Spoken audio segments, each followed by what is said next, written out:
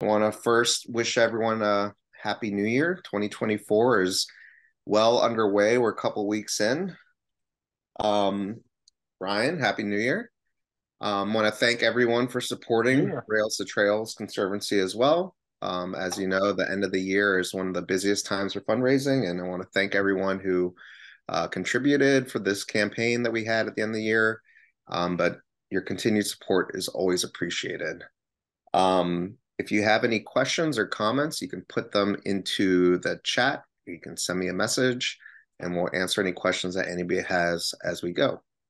With all that said, Ryan, how would you like to start things off? Yeah, well, Happy New Year to you, Jorge, to everyone. Thank you all for joining. Great to have you with us. Hope you all are safe and warm. Um, let's start off with the weather report. What's it like in Philly right now, Jorge? Uh, it is, I think I mentioned this to you the other day, is that I used to not fear biking in snow and ice. It didn't really bother me, but I feel like as the years have gone on, I've gotten less adventurous. And it is a sheet of ice outside. And snow tires that I used to throw on a mountain bike have been sitting in my basement for a long time now. I'm fine with walking everywhere when it's this snowy and icy out now.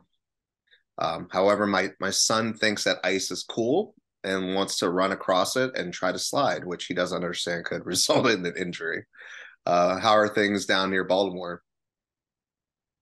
Yeah, well, ice is cool, but you got to watch them for sure. We are just hitting 32 degrees, which is our high of the week. Um, so I like snow. Nice to have it. But yeah, I've not been intrepid enough to get out on any trails or on a bike this week. So um, we'll be a little anxious, but hey, nice to see snow this early, that's for sure. Yeah, it's nice to look at for the first day or so, but I feel like in the Philly streets after a couple of days, it starts to get kind of grimy. Yeah.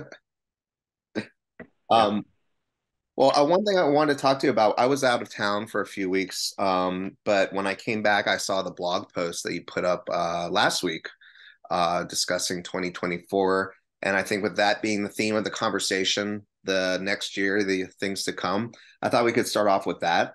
One thing that the blog post touched on, and I'm going to put it in the chat if people haven't gotten a chance to read it. I'm going to put the link in here for reference later. Um, there you go. Um, it mentioned briefly the strategic plan. That's something that a lot of us on staff have been um, tuned into and discussing over the past year or so.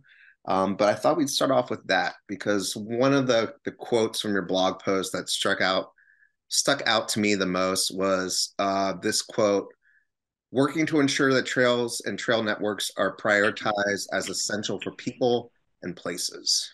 Could you expand on that? You know, Jorge, I can, but if you don't mind, let's go back a little bit because that will, I think, put this all in context. Um, Sure. and it's fun to do this with you every year. I think this is the third year we've done this with our Trailblazer supporters. So again, so nice to do this again. But let me talk a bit about what happened since the last gathering. So we did this in January 2023. Mm-hmm. And at that time, we were filled with excitement and a little bit, I think, anxious about some things ahead. So for those who joined last year, in many ways, it was a pivot year from celebrating the tremendous victories from the bipartisan infrastructure law to really then implementing that funding. So as many of you know, through advocacy, we were able to double dedicated funding for trails, walking, and biking through the last federal funding reauthorization. But the work that really encompassed much of last year was to make that in some ways actionable, to really deploy that funding. And I think it was quite rewarding what happened. So we have $7 billion in this reauthorization.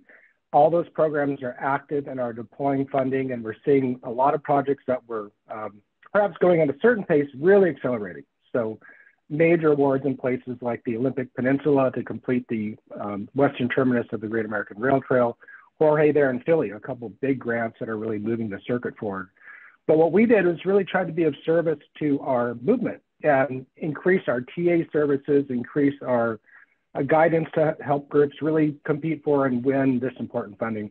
That's dedicated funding, funding that's dedicated for trails. But I think in some ways, the real indicator of what a culture shift we've seen is we've seen many federal programs that fund all types of infrastructure, from bridges to roads to canals to other things, really prioritize trails, walking, and biking like never before. And the largest of those, the RAISE program, we've seen in the last couple of rounds, each round being about $1 billion, as much as 40% going to trails, walking, biking, and pedestrian safety. So we've said this before, but it really is kind of a once in a generation moment in terms of what this country is doing to invest in this very important infrastructure. One other thing I'll say, and then let's look to 2024, is at this time last year, we were on the eve of launching the Trail Nation Collaborative.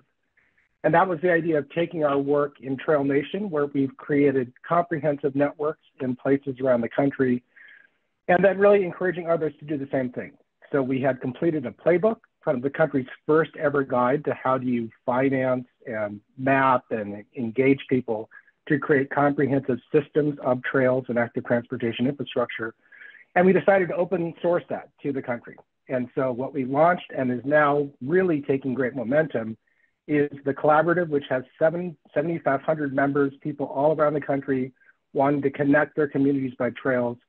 And as part of this, and this will kind of get to where we're going next, we started to map out how many trail networks are in development around the country. And it was quite astounding. There are 150 defined trail networks in development in some part of the US. Go back 10 years to when we started Trail Nation, hardly any, even the concept didn't exist in the way that it does now.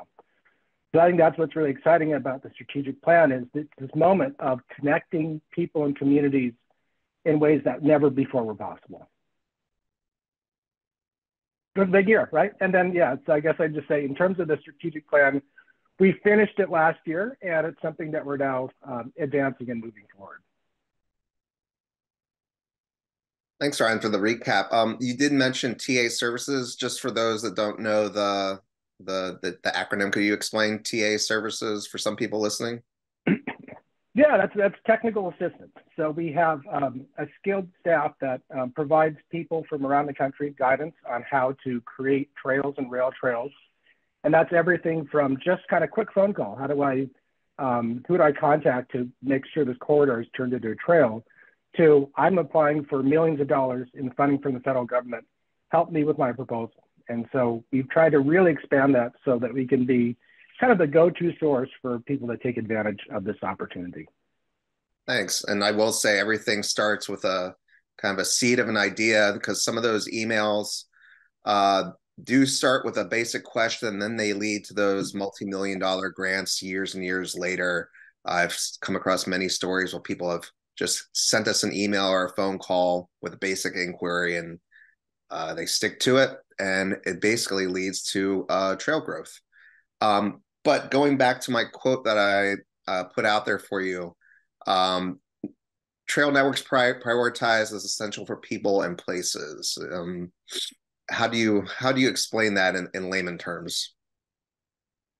Yeah, and layman terms, we tend to be pretty jargony. So even your question before, Jorge, was helpful. Yeah, so let's talk about this year going forward. And for us, we have put together a new 5-year strategic plan, and it's really around all of this need and opportunity out there for Americans to have a way to safely be outdoors and to find alternative ways to get around their communities. And what we found is that really there's an opportunity for trails to be not just viewed by leaders and communities as nice things to have, but as essential assets and also really part of people's everyday lives. And what makes that possible? Well, from when we were founded, at the time, 1986, there were a few hundred rail trails across the country. Now there are 25,000 miles of rail trails in America. There are 40,000 miles of multi-use trails. So this is really an infrastructure that's become ubiquitous. And I've said it before, Jorge, you'll hear it more, is the opportunity now is to connect all those trails into comprehensive systems that really support people to recreate very frequently and conveniently and get where they want to go by trail. That's what's ahead of us. So let me talk about 5 priorities that we've set out, and then we can take it from there. So our priorities for the next 5 years, the first is infrastructure, and that's really proliferating trail and active transportation networks all across the country, even more broadly than you see now. It's investment, it's increasing public funding for trails and improving its effectiveness and the ability for communities to put that to use. Our third is equity, and that's increasing the proximity to and participation on trails and trail networks by people in disadvantaged communities. Our fourth is participation, and that's encouraging and inspiring increased use of trails nationwide and really supporting communities to demand trail systems as part of what makes their communities vibrant and thriving. And then finally, just organizationally for us, we have a goal of organizational excellence that's ensuring that we're accountable, impactful, sustainable, and that we really embody and live to the values we've established of being bold, inclusive, transformative, and compassionate as an organization. Yeah, Ryan, it's funny. I wrote down some notes yesterday from our conversation about what things we wanted to cover, and I've been writing a few things down now, and the number 5 keeps popping up. You mentioned this is a 5-year plan. There's 5 major components to it. And then I'm looking at my notes from yesterday. I wrote down that this is your 5th anniversary being with Rails-to-Trails Conservancy, if I'm correct. But it's also the 5th year anniversary of the launch of the Great American Rail Trail route, the Great American. Kind of funny coincidence there. And with it being the new year, do you want to talk a little bit about some of the things coming up on the Great American? Yeah, actually, I didn't track those kind of 5, 5, 5. But, and honestly, I didn't track this. This wasn't planned here for this discussion. But tomorrow is, I guess, I started January 19th of 2019. So tomorrow's my official 5-year anniversary. So it's gone quick. It certainly hasn't felt that long. Yeah, so the question on the Great American Rail Trail. So the Great American Rail Trail's anniversary is May 8th. And on May 8th of 2019, we launched our most ambitious project ever to cross the country by a protected trail and allow people to both span the country, protected from cars, and tap into something that's bigger than any one individual trail segment. And it's been just incredibly exciting and rewarding to see all these communities come together around this vision. In fact, just yesterday, we had a stakeholder meeting with the 12 states and DC representatives from across the route, really celebrating what we've done, looking at what's ahead. A few things that we reflected upon was that last year was 2023 was the year with the most funding awarded to projects along the trail, 40 million in funding, supported closing gaps all across the country. We're now at 54% complete of the 3,700-mile route. But we should note that much of that remains in the West. In the East and the Midwest, gaps are closing quickly. We think in a few years, you'll be able to get from DC to Indiana without ever having to worry about being alongside traffic, which is kind of mind-blowing, but that's how quickly things are going. And of what's left to be developed, about 1,100 miles of the trail are in different forms of planned development, from kind of just planning the route to now seeking funding to advance and close gaps. And we're going to make this a big year for the Great American. We have events throughout the year celebrating the progress. On May 8th itself, we'll have an event in Washington, D.C. with partners from War Expeditions, where some of our friends and partners, veterans who are using outdoor adventure to recover from PTSD, are going to ride the entire route from East and West. And something we heard from many folks was some guidance on how do you deal with the gaps currently. So we'll also be publishing a detour route where there are gaps in the West.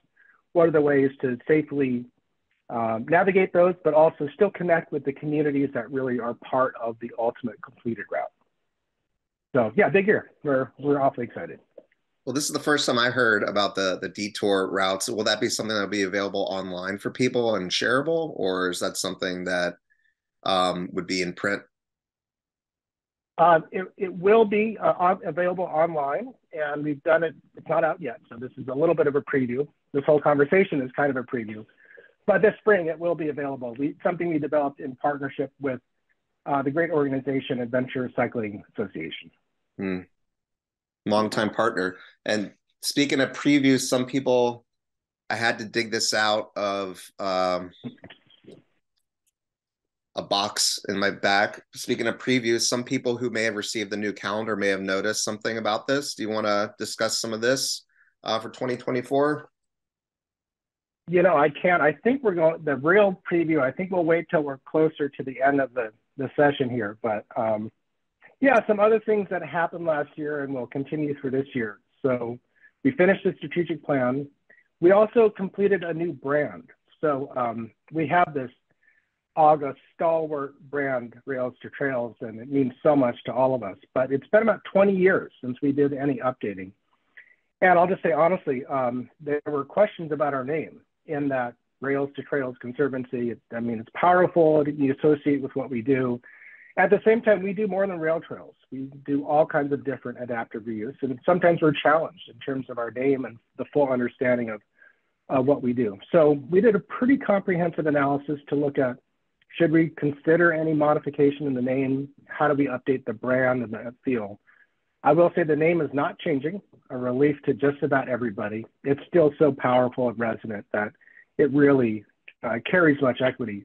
But we did a refresh on our logo, on our graphics, just our overall orientation to really kind of present trails in all the forms. So kind of fresher look, but also a brand that's a bit more people-centered, a little less focused just on the infrastructure, but more on what do trails do for communities. So in that calendar, you saw a little bit of that. Before we start off, I'll share a screen, show you the new logo, and you have to promise not to broadcast that because it's actually not being revealed until next month. But I think it's exciting. Gives kind of a nice, fresh look to work that we've been doing for a long time.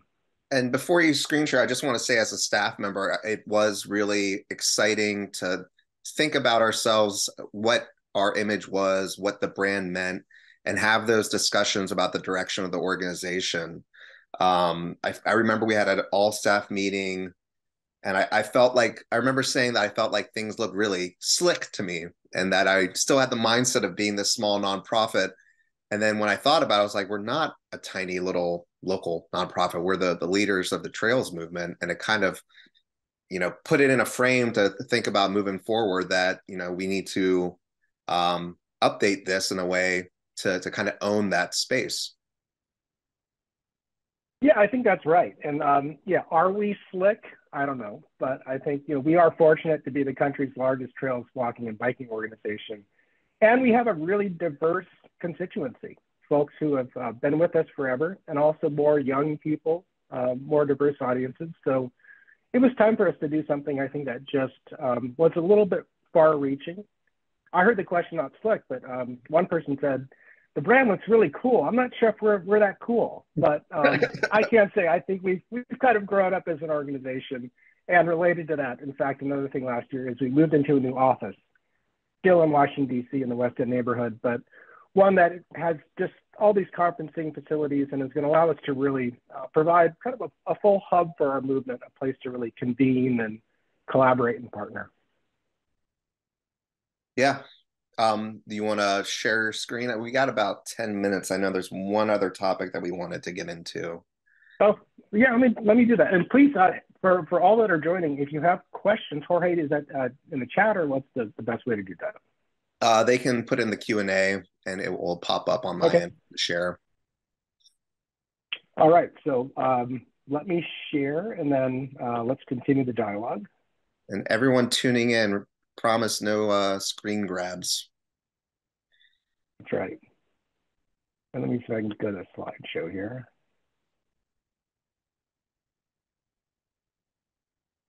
All right, is that viewable? Yep. All right, so yeah, just a little bit of impromptu sharing, but I mentioned before that through the Trail Nation Collaborative, we have essentially united 150 trail networks. We mapped it, so here's the map, and really just, especially for folks who've been with the organization for decades, to see this kind of really culture and movement shift is just stunning in some ways. But each of these places represents a place where they're really starting to connect a interlinking trail network. You can see there the red going across the country. That's the Great American Rail Trail. On the East Coast, you see the East Coast Greenway. And then each of those Trail Nation badges is one of those places where we started a Trail Nation project to then kind of motivate and inspire others to do the same. So here's the brand. If I can move it forward. So this is just kind of the theme logo. And I don't have our old logo, but you all are familiar. But trying to take this idea of connectivity even into the graphics, really, what does it mean when multiple segments connect and create something bigger? And it leads to our new logo. There you can see that being present in different ways. Our name hasn't changed, although we're taking out the hyphens just to make it a little bit easier. But I think what's most important is what you'll see next, which is how does that apply? And so some of how this will apply in terms of whether it's 2D or 3D is really trying to give more of a sense of the people who participate in trails, the benefits, not just, of course, the beauty of trails themselves. This is perhaps what it might look like there in different areas. This is all just mock-up, not implemented. And maybe even on an iPad there too. But again, the idea of trails meaning lots of things to different people, but everyone having an experience where they are better because of them.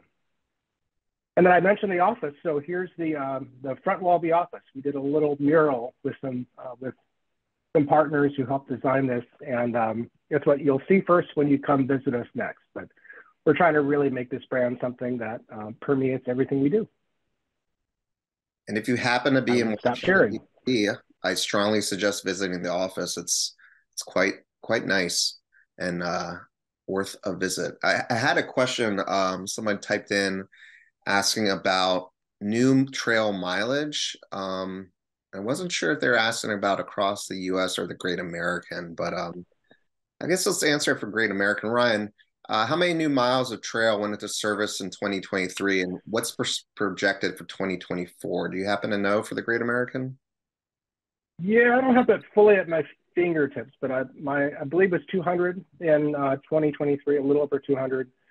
And honestly, in these early years, although this whole thing has really accelerated investment and planning, we'll start to see each of those coming years, the mileage really go up significantly. So about 200 in gaps closed, but that 40 million in many ways represents essentially unlocking shovel-ready projects that we're kind of needing to tap into a bigger vision. So we expect that number to increase significantly in the next few years. And to some degree, it will be, I think, the Mountain West that will be the place with the biggest gaps, with much of the West and the East and Midwest really close to having minimal gaps and really being almost contiguous.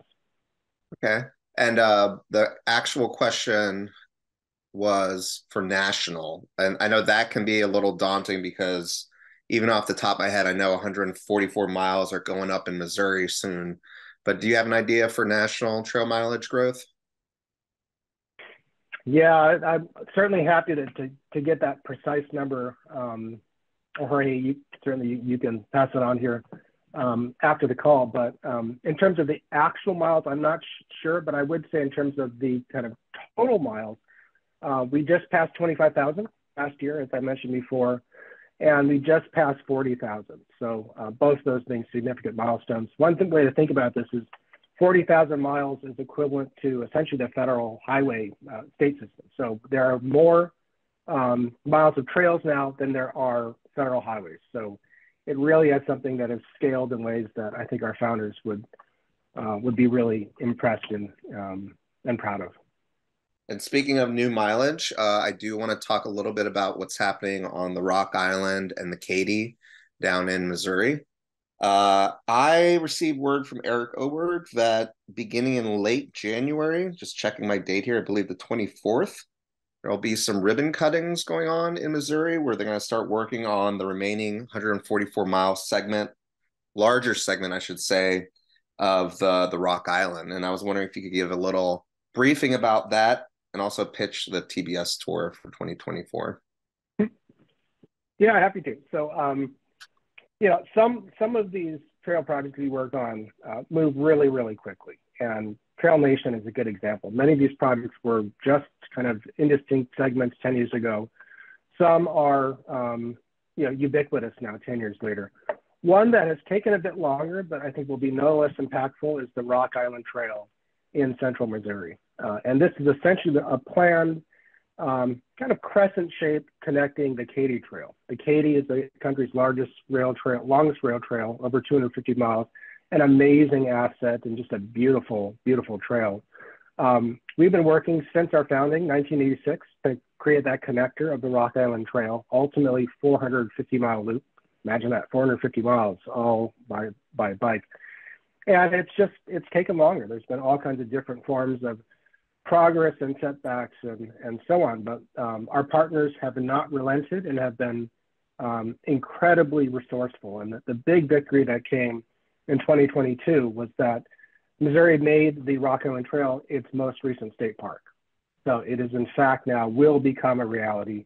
And we're seeing the first miles then, as you said, Jorge, being open and developed. So just incredibly exciting. And one way that we're going to take advantage of just that excitement and momentum on the ground is the Trailblazer Society tour for this year will be on the Katy Trail. And it's been some years since we've been on the Katy. We did the C&O Canal Trail last year, which was awesome. But we'll both do the Katy again and also be able to connect with and support partners that are now working to make the Rock Island a part of that comprehensive system. Thanks. And oftentimes people ask me what's a great trail town, and I typically say Windsor, Missouri. One of the coolest places where the Katy and the Rock Island connect, and a great place to visit. Yeah, I'm looking forward to going back to Missouri, starting in Kansas City and then going east to St. Louis. It is one of the best trails I've ever ridden in my life. A definite tie with the Gap C&O. But I'm looking at time here. If anyone has any final questions, please feel free to put them in the Q&A. I'll wait a second here. And with that, Ryan, do you have any final closing comments while we wrap up? Well, I would just echo what you said, Jorge, which is thank you to everyone who's joined. Thank you for your support. What we've done would not have been possible without each of you being part of our movement. And we've shared a lot of excitement about the opportunities ahead, but we don't take any of this for granted. These are both exciting and challenging times, and we're going to need all the kind of grit and fortitude to advance these ambitious goals, and we're going to need all of you to be part of that as well. So it's a once in a generation moment. It's not inevitable though. So we're looking forward to collaborating with all of you to make more trails possible for more people. Thanks for joining, and wishing you all a terrific 2024. Thanks, Ryan. So with that, I'll say Happy New Year once again, even though we're getting a little bit past the mid-year or the mid-month cutoff for saying it. But thanks again for the support. Feel free to stay in touch throughout the year. And I hope everyone enjoys the rest of their afternoon. Take care.